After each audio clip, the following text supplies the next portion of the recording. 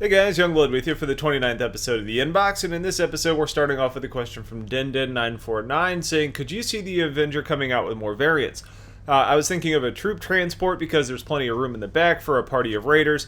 I was also thinking about a little bomb bay being placed in the opposite side of the bed because there's nothing really there. Do you think that's possible? Well, I think that what we're going to see is a bunch of ships with increased modularity. I think that's kind of the direction CIG is trying to take things. I don't think we're going to continue to see a large number of variants. I think that time is kind of ending. And even within the Avenger line, we do have a couple different variants, but ultimately what we're talking about on those is just different weapons on the ships, different loadouts inside the ships, but the hull is essentially the same. You know, it's different from like the Cutlass variants where the hulls are actually different. So I think when we're talking about year 2 examples, you know, could you make a troop transport? I think probably. I don't see any reason why you couldn't put jump seats in the back and drop, 3 to 4 people off. As far as the bomb bay goes, that's where things get a little bit more complicated because you're not only sticking stuff on the inside of the ship, but you obviously need those bombs to be able to find a way out of the ship. And to be able to do that, you need to do a hull modification. And I don't know if CIG is going to give us that level of versatility to be able to make a cutout in the bottom of your ship so you could then launch torpedoes out almost like the Harbinger does with that. So it's not a full-on plug-and-play module like you've got on the Vanguard. So I think there's going to be some limitations. I don't think it's going to be just arbitrary numbers that are kind of getting in the way, but I think that's a good example of something that may not happen, and they may give you some lore reason, like cutting a hole in the bottom of the ship impacts the structure or the integrity of the ship overall, or maybe there's pipes and wires and systems that are running underneath there. So I think things like that, going from inside to outside, are going to be hard, like adding a random turret onto the side of the ship, for example. But if you're talking about just making changes like putting in a weapons rack or putting in a seat, like those types of things, I think are going to be okay. The limitations you may have is what the life support system could sustain. Doug Brady says, what video editing software do you use now, and what have you used in the past? In the past, I used Movie Maker within Windows, but that didn't last long because it doesn't do a whole lot. When I started getting somewhat serious about videos, I moved to Sony Vegas, and I've been using the Movie Studio variants, let me talk in Star Citizen, versions, just because I don't do anything too hardcore. I'm not a professional movie producer, so I'm not using the $600 software. And I try and stay away from pirating things, so I'm good enough with Movie Studio. I think I'm on Platinum or HD, I can't remember. But overall, I really like Vegas. I've also used Premiere a little bit on a trial. I didn't like it, but that's just because I didn't spend enough time with it. There's just a lot more to it. It's not nearly as intuitive, which I don't care for. And I've also tried things like After Effects, but that's more for like intros and playing with different layers. That's not necessarily about actual video production. And then you also ask, what do I use for screen capture for my recordings? Right now I'm using Shadowplay, and I love it. The one thing I don't really care for about Shadowplay is that it doesn't split off the audio streams into 2 different streams. So my voice is on the same stream as the game volume. So making those adjustments has to all be done in-game. And when you're doing live streaming or like a Let's Play or those types of things, it becomes a little bit challenging. So that's the one feature I'm really looking forward to changing in Shadowplay. But it gets a wholehearted recommendation from me. In the past, I've used Fraps, MSI Afterburn, DX Story, and out of those, DX Story is probably my favorite just because it's so feature-rich. There's so much you can do. And the last part of your question is how much RAM do I use for video editing? Or how much do I have for video editing? I've got 16 gigabytes of RAM in my system. I don't know how much is used, but it's never 16 gigabytes. Alright, Game Channel of Awesomeness says, Youngblood, I was wondering if I could get your opinion on the 325A and what is it good for and what is it bad for? Thanks. The 325 is part of the 300 series, and the 300 series is in desperate need of a rework, and it's scheduled to get a rework, so that's good news. The 325 is the fighting variant of the 300 series, but you got to remember the analogy that's been made before is it's basically a Mercedes with weaponry. It's a combat luxury ship, so it's not purpose built to be a combat ship. That being said, that's the role where it really kind of succeeds today. That's its best role, is in that pseudo combat role. Now, it doesn't hold up as well against something like a Super Hornet or a Sabre, but it does okay. It holds its own. It's got some decent weaponry. The 300 series carries really large missiles for a ship of that size. It's got decent speed, decent maneuverability. It's a pretty capable combat ship, not to mention it looks really nice. I think where the 325 is probably going to end up being a really good option is on longer range escort missions. And the reason I say that is because it's got decent, like I mentioned, it's already got all those combat capabilities going for it, but it's based on a touring ship. And when I hear touring ship, I think of long range. So, if you want to talk about a ship that's not as dependent on a carrier or not as limited by fuel, I think the 300 series is going to do a decent job at that longer range exploration or escort type of mission. Now, as far as what it's bad for, probably a lot. And it's going to be dependent on how this thing gets reworked, because it doesn't carry much cargo in the back, and that's what really restricts it for a lot of things. Now, it's part of the 300 series, so we know what some of the other setups are, like the 315. So you could potentially end up turning the 325 into a pseudo-explorer if you wanted to. And the 325 also has that Willis Ops targeting system that allows you to do some advanced like missile locking and things like that. So combat escort is kind of its bread and butter. Everything else is kind of question marked until we see how that rework gets completed. Rogue says, hi, I've got another question. It's on the 890 jump. And its runabout in the brochure. It shows the 890 can fit 2 runabouts in its hangar, but the ship specs and other places hint at it only carrying 1. Thanks in advance. I think based on the designs that we've seen and the size of these ships and what the hangar actually looks like, I think you are going to be capable of carrying 2 85Xs within the 890 jump.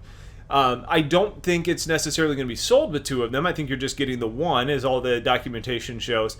But I think we're getting to a point with CIG where we're not going to see arbitrary restrictions on what can actually be placed in hangars in different places. It's not going to be just, you can't put a M50 in there just because. If you can fit it in there, it should be supported. So when we start talking about that, it looks like there's going to be room for 2, so I think you're going to be able to carry 2, but I don't think it's necessarily going to come with 2, if that makes sense. So, you may actually be better off having 1 85X, and then next to it, you've got like a repair station or, ammo for it, or, those types of things. So, it kind of just depends. I think you're definitely going to get the capability of carrying 2. Or, you may be better off actually leaving that at home and opting for a more true fighter if it fits in there. But again, we've gotten very limited information on the 890 to this point, and hopefully once we get to see it a little bit more, we get the walk-arounds, the tours, the kind of like the information we're getting on the Caterpillar right now, we'll probably have a better idea of what can actually be done. But I think 2 is probably what you'll see. Doom1909 says, a friend of mine claims he got the Bengal class carrier in 2013 because he was the 100,000th person to buy the Hornet. We will know if this is true when the game comes out. Do you think that the Bengal class carrier will be able to be manned and controlled? And what do you think about that fact? So, I don't want to just come out and say your friend's a liar, but I haven't personally seen anything about anybody getting a Bengal class carrier, so I think he's probably yanking your chain. The other thing that kind of answers your second part of that question that I think is going to kind of counteract what your friend is telling you is that no one can really own a Bengal. The Bengal is a persistent ship, basically meaning that if you find one or you repair one or you steal one, you're never going to be able to log off and keep it safe. So to be able to actually own it, you need to control it, meaning that you either have people staffing it around the clock, fighting off anybody that wants it, or you found a kick-ass hiding spot that's going to prevent anybody else from even finding it. And because of that, since it is a persistent ship, I don't think CIG could ever just give one to somebody. So I think your buddy's just yanking your chain, but as far as actually manned and controlled, yes, you can man and control it, but it's going to take a huge effort. It's going to take a lot of people, and it's probably only going to really be suited to be done by larger organizations. Idonism says, hey Youngblood, so far it seems that there isn't any form of faster-than-light communication in today's world. Quantum computers already exist and are an important element of quantum computing, has to do with spin. To compare it to a lot of the science, you can actually use spin to communicate instantaneously. Do you think we're going to see a similar form of technology in Star Citizen, or are they going to stick with the model of slower-than-light communication? I don't know what direction they're going to go with this. I don't know enough about the science to say if it's transferable into this game or not. But I will say that from a gameplay perspective, they open up more options if they say that we're going traditional, slower than light communication, because then we're talking about comm array missions like we see today. We're talking about, potential benefits for actually having info runners instead of just the information actually being sent across everywhere. So I think it's going to be more in line with what we actually have today. But what I always go back to is CIG's stance on gameplay over reality. So if it ends up being better for it to be instantaneous communication for the player experience, I think that's what we're going to see in the game. I don't think it's going to you're not going to want to have that experience of sending a message all the way across the universe to your organization, but they can't get your actual coordinates for 5 hours in game time based on some speed communication, because all of a sudden then you're impacting the player's enjoyment, and that's going to be something that they're not going to want to do. So it's probably going to fall somewhere in between. Maybe instead of being instantaneous, it ends up being a 30-second delay or something to that extent based on the distance you actually are. It's probably a lot easier for them just to say, we're going faster than light or instantaneous, but I don't really know how they want to balance that out. I could see it being kind of a hybrid of them depending on what you're actually seeing. Maybe large-scale things take a long time to send, whereas if you're just sending something as simple as a coordinate, it's instantaneous. But I don't think it's going to be a pain in the ass to send something across the entire universe, just because that's going to impact enjoyment, and that's something that they never want to do. The Jawa clan says, I'm thinking about getting an 890 jump. It's a popular ship in this episode. I'm interested in the passenger transportation aspect of the game, but if I want to do anything else in the game, will the 890 be a fairly okay multi-purpose ship? The 890 jump is really sold as a luxury touring type of ship. So yeah, if you're talking about transporting VIPs, it's obviously going to be a really good option for you, especially in that role, and it's something you're interested in doing. I do look at the 890 and say this is a ship that's going to be fairly capable of doing several different things. Some cargo transportation, yeah, it'll probably be pretty good. Exploration, I could see it being pretty good. I could even see it being a decent smuggling type of ship. It's got some decent weaponry on it, including a point defense system. So I think there's a possibility that it ends up being a decent command and control ship.